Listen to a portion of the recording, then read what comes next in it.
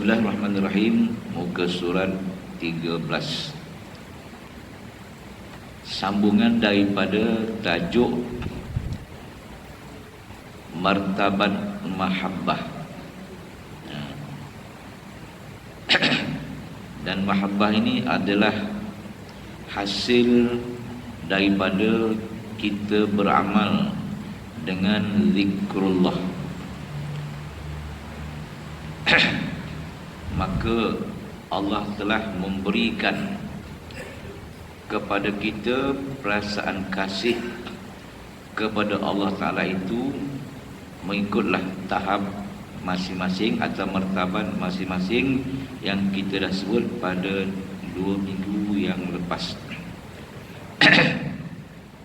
Muka surat yang selanjutnya 13.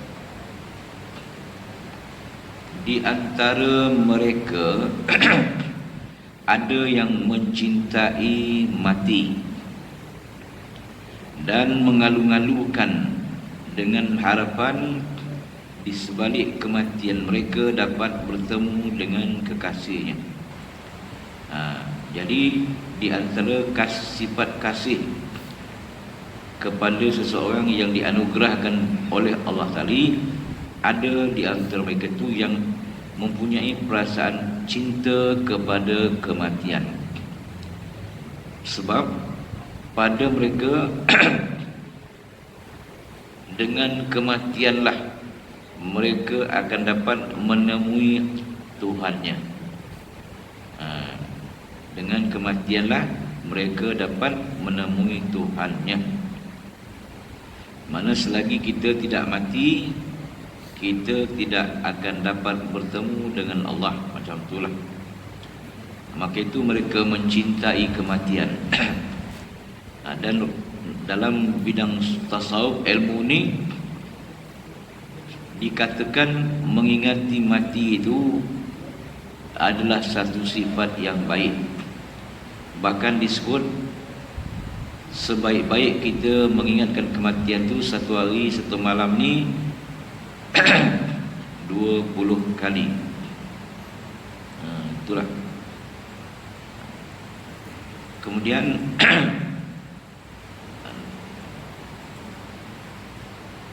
bahasa Arab di bawah itu menyebut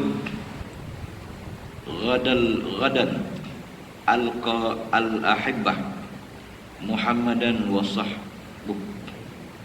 Esok aku akan berjumpa kekasih Muhammad dan sahabat-sahabat baginda. Jadi esok tu mana? Di akhirat besok lah. Jadi mereka mencintai kematian. Dengan kematian mereka akan dapat bertemu dengan Nabi Muhammad. Bila Rasulullah dah wafat, tak adalah lagi Rasulullah depan mata dia. Dan kasihnya kepada Rasulullah itu sangat tinggi. Dan dia telah bercita-cita untuk mati. Esok aku akan berjumpa kekasih. Siapa kekasih dia? Muhammad dan para sahabatnya. Itulah kerinduan para sahabat dahulu terhadap Nabi Muhammad sallallahu alaihi wasallam. Jadi kita pun kalau boleh kerinduan pada Muhammad itu eloklah kita tingkatkan. Itu sebabnya kita kena banyak bersalawat kepada Nabi. Dan bulan ini adalah bulan Maulid. Jadi kita banyak-banyaklah bersalawat pada bulan ini, ujung bulan ini insya-Allah. Ada juga di antara mereka yang telah mengorbankan jiwa dan darah di medan jihad untuk mendapatkan keredaan Allah dan bertemu dengan Allah. Dan ada pula yang pelbagai lagi kisahnya. Terlalu jauh perbezaan di antara orang yang mengorbankan jiwa fi sabilillah dengan orang yang mengorbankan jiwa kerana kehilangan sesuatu yang hina dina. Ada orang berkorban betul-betul jiwa dan raga kerana Allah. dan ada orang yang berkorban kerana kehilangan sesuatu yang hina, kehilangan kekasih dunia. Itu maknanya pengorbanan untuk suatu benda yang hina. Jadi kalau pengorbanan untuk Allah, itu sebabnya zaman dulu bila sebutnya perang sabilillah, jihad, mereka berlumba-lumba, berebut nak pergi medan perang dengan harapan mati syahid, bukan nak membunuh diri, tidak. Jadi dalam peperangan ini membunuh atau dibunuh. Kalau kita membunuh, okeylah, mungkin kita yang akan terbunuh. Bila terbunuh, kita akan mati, dan mati syahid. Lepas tu ujungnya dapat bertemu dengan Allah. Jadi orang mati syahid ni memang istimewa yang amat sangat. Walaupun dia mati, tetapi seolah-olah dia hidup di sisi Allah Ta'ala. Dalam Quran dah sebut macam tu. Kata bait syair Arab, antal qatilu bi ayman ahbabtahu fakhtar li nafsika fil hawa man tastafa. Engkau terbunuh kerana sesiapa yang engkau cintai. Dalam percintaan, pilihlah untuk dirimu siapa yang engkau ingini. Di depan kita banyak pilihan untuk kita cintai. Kalau mati pun biarlah mati terhadap apa yang kita cintai itu. Dan siapa yang kita mati kerana, tentulah Allah. Okey, perkara paling tinggi dan berharga yang dipetik oleh pencinta ialah cinta, redha, ingatan yang berbalas. Cinta, redha dan ingatan yang berbalas. Jadi maknanya bila kita cinta kepada Allah, Allah akan cinta kepada kita. Kita sayang kepada Allah, Allah sayang kepada kita. Itulah yang cinta yang berbalas, bukan cinta sebelah pihak. Allah Ta'ala memang sifatnya pengasih dan penyayang kepada hamba-hamba dia. Kita saja tidak memikirkan itu. Itu sebab Allah Ta'ala telah menamakan diri dia, telah meletakkan perkataan Rahman dan Rahim paling banyak dalam Al-Quran, iaitu Bismillahirrahmanirrahim. Banyak mana surah tu, banyak itulah Bismillah. Jadi dalam Bismillah ni Allah Ta'ala yang pertama sekali memperkenalkan kepada kita nama dia. Dan nama Tuhan kita ialah Allah. Itu nama zat Allah Ta'ala. Bismillah, Bismillah, Bismillah. Diikuti dengan Ar-Rahman dan Ar-Rahim. Jadi Ar-Rahman dan Ar-Rahim itu bukan nama zat Allah Ta'ala. Ar-Rahman, Ar-Rahim adalah nama-nama sifat Allah. Ada nama zat lain, nama sifat lain. Jadi bila nama sifat tu, mana sifat Allah Ta'ala ialah Rahman, Rahim. Jadi Rahman, Rahim tu walaupun bunyi satu Rahman, satu bunyi Rahim, tapi kata akarnya, kata dasarnya tiga itulah, iaitu Rahimah. Daripada Rahimah jadi Rahman, jadi Rahim. Dua-dua tu sama maksud. Itu maksud dia. Jadi itu sebab dikatakan dengan nama Allah yang Maha Pengasih dan Maha Penyayang. Dia ada kata Maha Pemurah. Iyalah, bila dah kasih itu dia murah lah jadi dia. Yang penting Rahman Rahim tu perkataan yang nama dia datang daripada satu perkataan, iaitu Rahimah. Jadilah dia Rahman dan Rahim. Jadi Rahman Rahim itu dalam bahasa Arab dipanggil isim mubalaghah. Kalau mubalaghah tu amat pengasih dan amat penyayang. Kalau biasa-biasa dipanggil Rahim. Rahim. Dalam doa kena disebut tu fa anta bina rahim. Wala tu'adzibni fa anta rahim. Engkau adalah yang aman penyayang. Tapi kalau Rahman Rahim aman penyayang. Ini bahasa. Sebab dalam bismillah tu bukan bismillahirrahim, tak. Bismillahirrahman dan Ar-Rahim. Itulah. Jadi bila kita kasih kepada Tuhan, jadi bila kasih dan kasih itu berbalas, habislah dunia ni. Itulah kemuncak berkasih ni. Dalam Quran Tuhan sebutkan ayat Quran yang bunyi yuhibbuhum wa yuhibbunah. Tuhan dulu mengasihi kita. Yuhibbuhum, dia mengasihi mereka itu. Jadi dia tu maknanya Allah, mereka itu manusia lah. Jadi Allah mengasihi manusia mereka itu. Dan di ujung tu lah wa yuhibbunahu, dan mereka itu manusia pula mengasihi dia, iaitu Allah. Jadi Allah dulu, memang Allah ni memang Maha Pengasih. Kita je tak tahu. Allah tu memang Maha Pengasih, Maha Penyayang kepada hamba-hamba dia. Lebih-lebih hamba yang mukmin. Alangan yang tidak mukmin pun Tuhan pun kasih juga. Diberi dia orang bukan orang yang tak beriman tadi makan, minum, kemewahan dunia ni macam-macam. Kalau Tuhan tu dia benci dengan orang yang kufur kepada dia, nescaya orang kafir tak dapat minum, tak dapat makan. Bukan tak bagaimana, udara ni pun Tuhan tak beri oksigen ni. Tapi tak, Tuhan tu bersifat Rahman dan Rahim.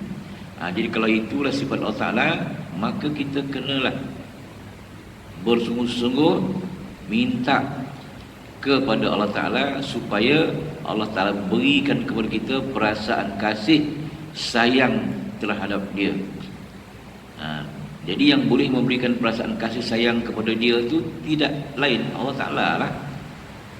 Maka kita digalakkan berdoa yang selalu kita baca di sini itu, Allahumma rzuqna hubbak. Ya Allah, ya Tuhanku, rezekikanlah kepada aku ni, kepada kami ni, perasaan kasih kepada Engkau. Kemudian kasih kepada orang yang kasih kepada Engkau, Muhammad dan tuan-tuan guru kita. Kemudian kasih kepada apa saja yang boleh mendekatkan kita kepada kasih kepada Allah, ibadat, zikir dan lain-lain.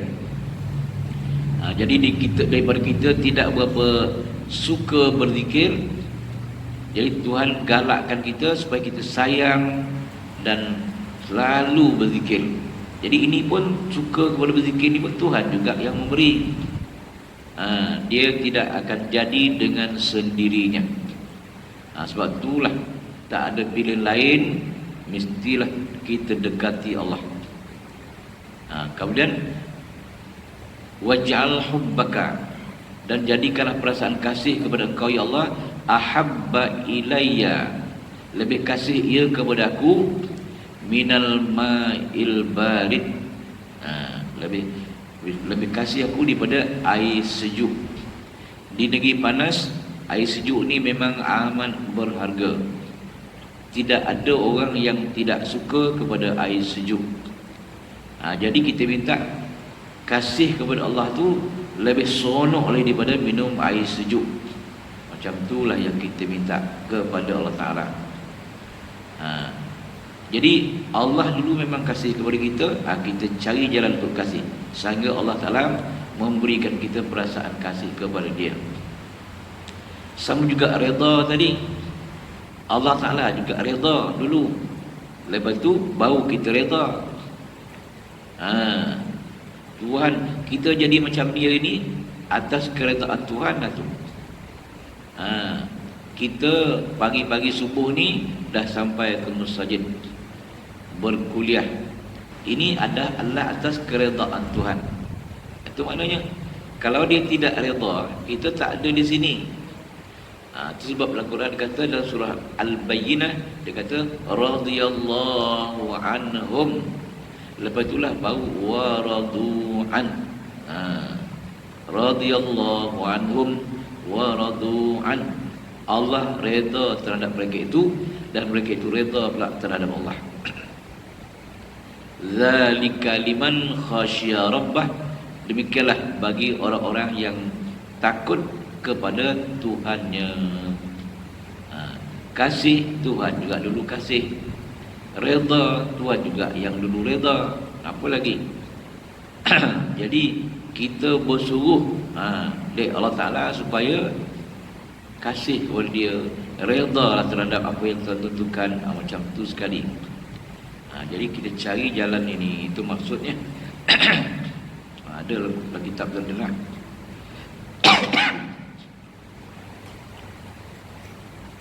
Okey.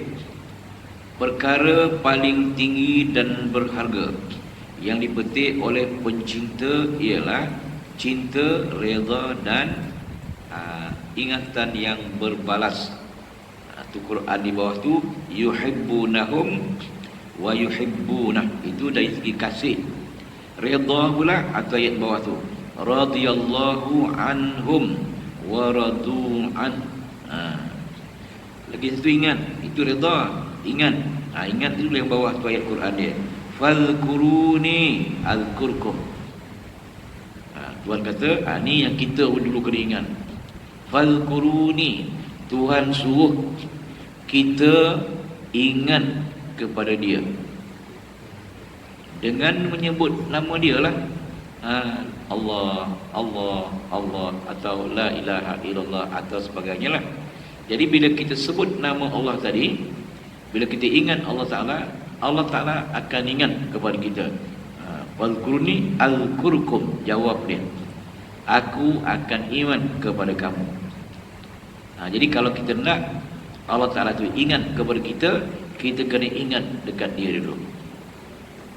Jadi ingat di sini bukan ingat macam kita ingat. Ingat ini maknanya kita insya-Allah sentiasa di dalam rahmat Allah Ta'ala. Itu maksudnya. Jadi kalau kita nakkan rahmat Allah Ta'ala sepanjang masa, kena ingatlah dia. Itu sebab kita disuruh oleh Allah Ta'ala berzikir. Tidak ada henti dah. Kalau boleh 24 jam kita kena berzikir.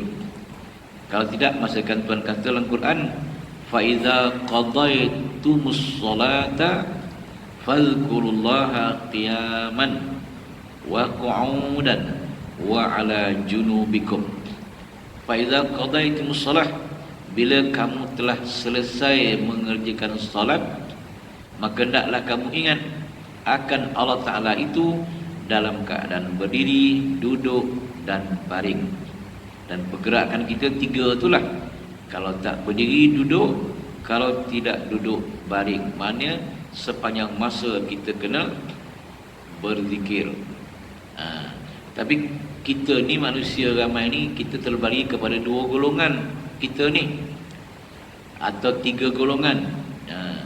Golongan yang pertama, golongan orang awam. Apa kata golongan awam ni? Dia ilmu dia hanya setakat tauhid sikit, fiqh sikit, tasawuf dia boleh katakan tak ada, dan dia tidak pula beramal dengan zikir. Itu orang awam. Jadi orang awam ni dia tahu satu je lah. Kalau dia tak berzikir, dia tak rasa dia bersalah. Orang awam macam kita ni, kalau kita tak berzikir, kita tak berasa kita bersalah. Kita hanya tahu salah dosa saja. Kalau buat benda yang dilarang di Allah Ta'ala, tu kita rasa tahulah salah lah tu. Kita tobatlah daripada dosa. Itu kita. Tapi orang yang satu lagi dipanggil al-khawas dalam bahasa Arab, atau yang tinggi kedudukan di Allah Ta'ala, dia bukan taubat daripada dosa, dia taubat daripada ghaflah, namanya dalam bahasa Arab. Ghaflah tu makna lalai. Lalai tu maknanya dia terlupa kepada Allah Ta'ala sesaat. Sesaat, satu saat yang tadi dia terlupa kepada Allah Ta'ala. Bila dia sesaat lupa kepada Allah Ta'ala, maknanya dia telah melakukan satu kesalahan. Kesalahannya kerana lupa kepada Allah Ta'ala satu saat. Itu dipanggil ghaflah. Jadi orang ini dia minta ampun Allah Ta'ala bukan daripada dosa, tapi daripada ghaflah tadi. Baru dia taubat. Berbanding kita, ghaflah ni pada kita tak salah, tapi pada orang yang kedudukan tinggi ni, dia pada dia dah salah. Kan jauh sangat beza dia. Oleh sebab itu kita ni, tahap kita ni memang tahap rendah. Itu maksud dia. Jadi kita kena tingkatkan diri kita daripada orang awam, mudah-mudahan meningkat kepada khawas. Tinggal lagi yang meningkatkan tu Allah Ta'ala lah. Cuma usaha ikhtiar tu kita jalankan. Kita banyak-banyak ingatkan Allah Ta'ala atau berzikir tadi, InsyaAllah satu masa Tuhan akan tingkatkan kita. Tapi kalau tak ada buat kerja, tak sampai ke mana lah kita. Kita kena buat kerja pembersihan sifat-sifat jahat yang ada dalam diri kita.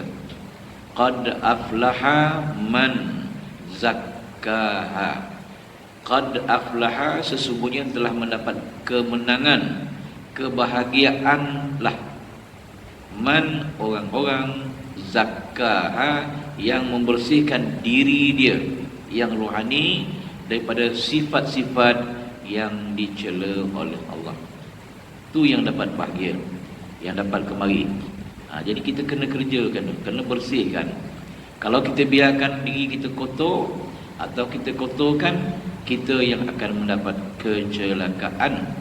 Wa qad khaba man dassaha, dan sesungguhnya mendapat kecelakaanlah man, orang-orang, dassaha, yang mengotorkannya.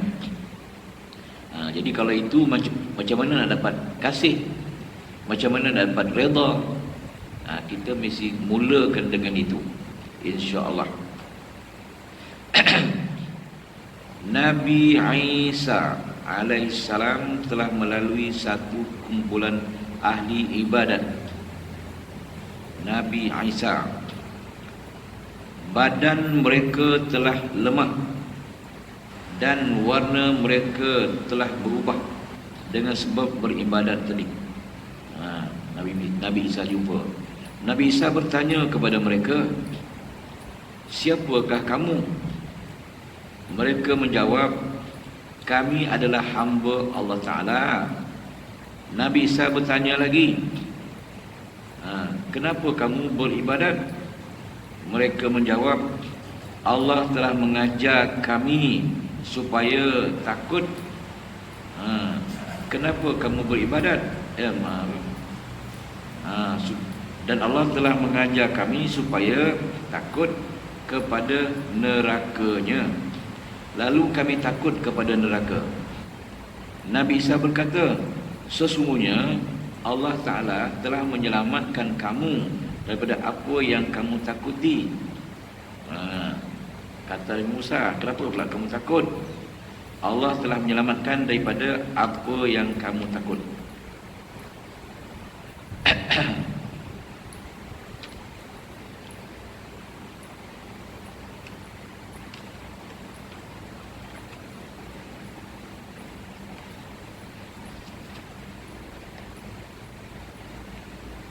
Setelah itu, Nabi Isa melewati mereka menuju kumpulan yang lain yang lebih kuat beribadat. Yang tadi dah kuat lah tu. Nabi Isa bertanya, kenapa kamu beribadat?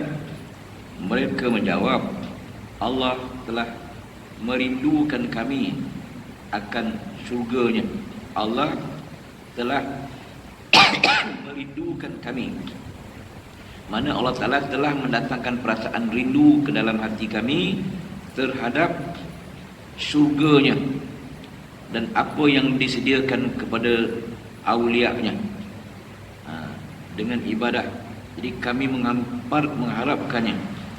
Nabi Isa berkata, sesungguhnya Allah telah mengurniakan kamu apa yang kamu harapkan. Kemudian baginda meninggalkan mereka dan melewati golongan yang lain yang melakukan ibadat dan bertanya, siapa kamu? Mereka menjawab, kami adalah pencinta kepada Allah. Ini yang kita nak, pencinta kepada Allah Azza wa Jalla. Kami tidak menyembah Allah kerana takut kepada nerakanya, dan tidak pula kerana rindu kepada syurganya, akan tetapi kerana cinta kepadanya, kepada Allah, dan membesarkan keagungan Allah. Nabi Isa berkata, kamu adalah wali-wali Allah yang sebenarnya. Sesungguhnya aku diperintahkan untuk berada bersama kamu dan menyeru mereka. 31 dalam kitab Nur At-Tahqiq. Dalam kitab tengok, Nabi Musa telah ditemukan Allah Ta'ala dengan 3 golongan. Golongan yang pertama memang rajin beribadat, buat ibadat. Jadi Nabi saya tanyalah, kamu ni kau ibadat untuk apa? Kami telah ditunjukkan Allah Ta'ala nerakanya. Jadi kami takut masuk neraka ni, maka kami beramal bersungguh kerana takut kepada neraka. Kemudian kumpulan kedua pula rajin juga ibadat. Nabi Musa tanya, kenapa kamu beribadat? Kerana aku telah ditunjukkan salah syurga itu hebat. Jadi aku ingin masuk syurga, contohlah. Maka kami pun bersungguh-sungguhlah beribadat. Dan yang ketiga ni lain pula. Kamu ni beribadat untuk apa? Jawapan dia tu yang mahal tu, kami adalah pencinta kepada Allah. Ini yang jadi, mana beribadat ni ada, kita beribadat kerana kita takut azab Allah Ta'ala. Ada orang beribadat kerana takut, kerana nak masuk syurga. Dan ada orang beribadat kerana cinta kepada Allah. Jadi Nabi Isa kata, aku diutus untuk bersama-sama dengan kamu. Jadi Nabi Isa pilih kumpulan yang ketiga, orang yang beribadat ini kerana mencintai Allah. Ini maknanya, kalau kita beribadat, ibadat yang mana yang terbaik? Ialah ibadat kerana mencintai Allah, bukan kerana takut kepada neraka dia, bukan kerana nak sangat masuk syurga dia, tetapi kerana cinta kita kepada Allah. Itulah yang terbaik sekali. Mana cerita yang ditulis oleh penulis ni dalam kitab ini, supaya kita fikirlah. Kita sekarang ibadat macam mana? Ada kerana takut neraka ke, nak syurga ke, ataupun cinta ke? Mungkin satu pun tak ada. Mungkin bukan semayang ni takut neraka ke? Tak juga. Nak masuk syurga pun tak juga. Cinta ke? Tidak juga. Habis kita beribadat ni untuk apa? Jawabnya, orang dah semayang, kita pun semayang lah. Orang ramai semayang, kita semayang lah. Jadi kita ikut keadaan. Kenapa jadi begitu? Itulah masalah keilmuan kita. Daripada dulu, perkara-perkara ini, bab tasawuf ini tidak didedahkan kepada kita. Kalau ada pun tasawuf sikit-sikit dulu, kadang-kadang ajaran sesat. Inilah keadaan. Ada pula yang kadang bunyi dia macam tasawuf, dah lain pula lagi. Apa saya dengar di Negeri Sembilan ni ada seminggu 2 minggu ni, ada satu doktor perempuan daripada Pahang nak ngajar, ceritanya sibuk. Datuk Mufti kita dah melarang benda tu diajar di Sembilan. Saya pun tak tahu. Tengok dalam WhatsApp tu.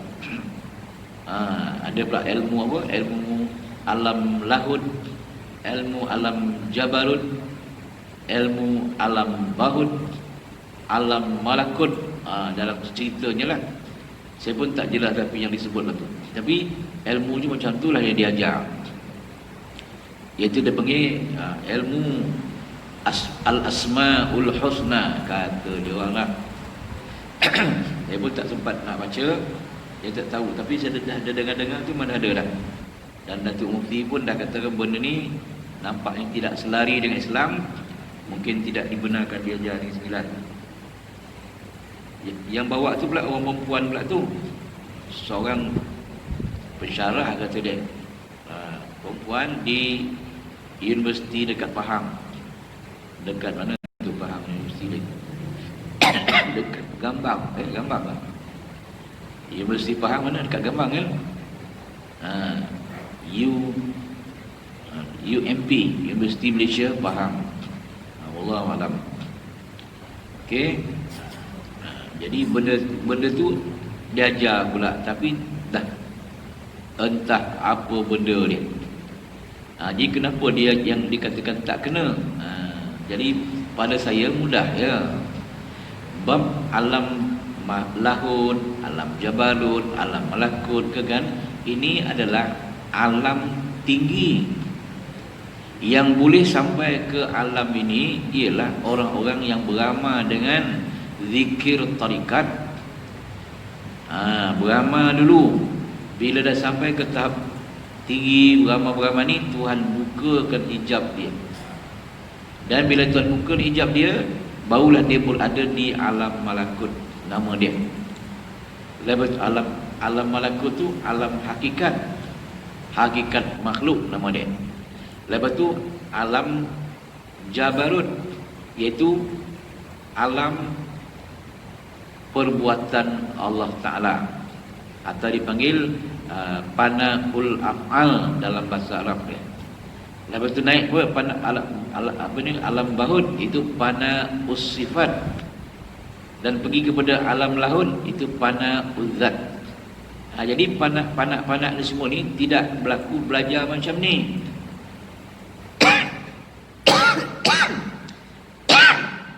Jadi bila belajar macam ni, benda tu tak ada. Semua tak betul lah jadi dia. Jadi ilmu yang dapat daripada direct dari Allah Ta'ala, ilmu ladunhu tu, mesti daripada Allah Ta'ala. Itu bukan dapat dipelajari macam ni. Jadi ilmu ni dua. Satu ilmu yang kita belajar macam ni, satu lagi ilmu yang memang datang direct daripada Allah Ta'ala. Mana Quran dia? Tu yang kita baca Iqra' tu. Yang belajar ni kan, tu yang ayat Quran ni bunyi, Iqra' bismi rabbikal ladzi khalaq, khalaqal insana min 'alaq, Iqra' wa rabbukal akram, alladzi 'allama bil qalam. Tu yang pertama. Kita belajar yang pertama ni, alladzi 'allama bil qalam. Allazi mana yang, allama mengajar manusia, bil qalam dengan qalam.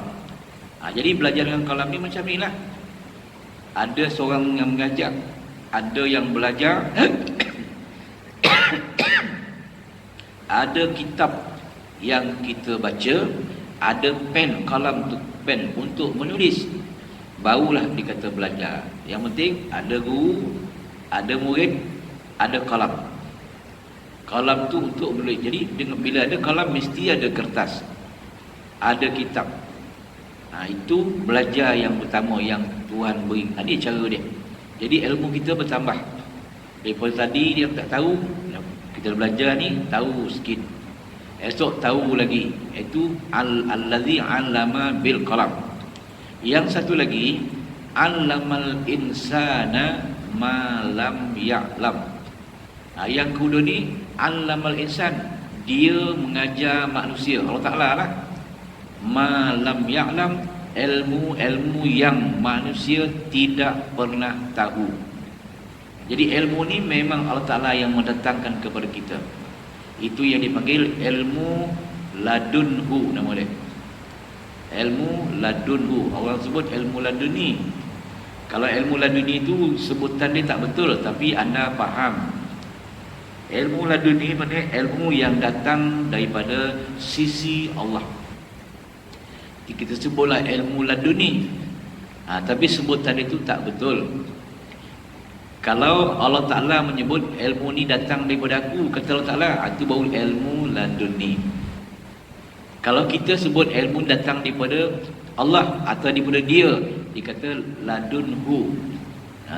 Ladunhu. Kalau ilmu datang daripada engkau ya Allah, ladunka. Itu Arab dia. Al-Quran betul-betul. Kalau Tuhan membahasakan diri dia kami, ladunna.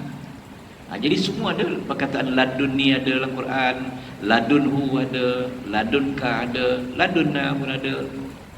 Jadi kalau kita bercakap, tentulah daripada sisi dia, ladunhu. Tapi orang tak sebutlah ladunhu, orang sebut orang tak faham pun. Pasal tak belajar bahasa Arab. Dia tahu satu je, laduni, laduni, laduni. Kalau kita cakap laduni, ilmu yang datang daripada sisi aku, lagi tak kena. Cuma ni tu kita ingat Allah Ta'ala je. Ada semua dalam Quran. Dalam surah Al-Kahfi saya ada. Macam surah Al-Kahfi kan, alhamdulillahillazi anzala ala abdil kitab wa lam yaj'al lahu iwaja qayyiman liyudhil ba'san syadidan min ladunhu. Kan min ladunhu. Min ladunhu tu di pada sisinya. Wa yubashshirul mu'minina alladzina ya'maluna shalihati anna lahum ajran hasana. Belah hujung tu ada satu min ladunka. Wahai lana min dah tak lejap pula ni bila nak kiamat ni. Kena baca surah Al-Kahfi, ada dalam tu ladunka ada, ladunhu pun ada. Jadi maknanya ilmu ladunhu kalau kita sebut yang baik. Kalau Allah Ta'ala sebut ladunni. Okey, jadi ilmu-ilmu ni datang daripada Allah. Itulah dia, allamal insana ma lam ya'lam. Tuhan mengajar ilmu ni kepada manusia yang manusia tak pernah tahu. Contoh, biasanya malaikatlah di perantaraan antara Allah Ta'ala dengan manusia untuk menyampaikan ilmu. Tapi ada masanya banyak. Contohnya Nabi Adam. Bila Tuhan kata kepada malaikat, aku akan jadikan khalifah di muka bumi. Jadi malaikat telah argue, adakah kau menjadikan makhluk yang akan buat kemusnahan di muka bumi dan menumpahkan darah? Sedangkan kami sentiasa bertasbih kepada kau ya Allah. Tuhan kata, inni a'lamu ma la ta'lamun. Aku lebih tahu daripada apa yang kamu tahu, kata Allah Ta'ala kepada malaikat. Langsung Tuhan kata, wa 'allama adamal asma'a kullaha thumma 'aradahum 'alal malaikah. Kemudian Allah Ta'ala telah mengajar Nabi Adam semua nama. Semua nama dalam dunia ni, baik nama dalam bahasa Arab, nama dalam bahasa Melayu, nama dalam bahasa Inggeris, atau apa saja bahasa, Nabi Adam telah tahu. Kemudian bila Nabi Adam bentangkan nama ni kepada malaikat tercengang lah, tak tahu aku ni. Jadi mana Allah Ta'ala boleh mengajar ilmu-ilmu yang ada di sisi Allah Ta'ala itu kepada manusia tanpa melalui malaikat. Macam tu. Itulah wa'allamal insana ma lam ya'lam. Kemudian malaikat tadi barulah dia terkejut, baru dia sedar, dia barulah dipuji Allah Ta'ala balik. Subhanaka, Maha suci Engkau ya Allah. La ilma lana, tidak ada ilmu kami ini illa melainkan ma 'allamtana, melainkan apa-apa yang telah Engkau ajarkan kepada kami. Innaka antal azizul hakim. Engkau lah yang maha gagah dan maha bijaksana. Macam tu. Jadi artinya ilmu ni dua datang punca dia. Belajar macam ni, Allah Ta'ala yang mengajar. Yang mengajar tu dia dipanggil ilmu datang terus daripada Allah. Jadi pada Allah Ta'ala itu sangat mudah. Biasanya kalau Quran apa ni melalui Jibril lah, biasalah. Tapi boleh Tuhan beri ilmu yang datang terus daripada Allah Ta'ala tadi. Berapa jam kita dah? Okey, boleh Okey. Sampai mana? Okey.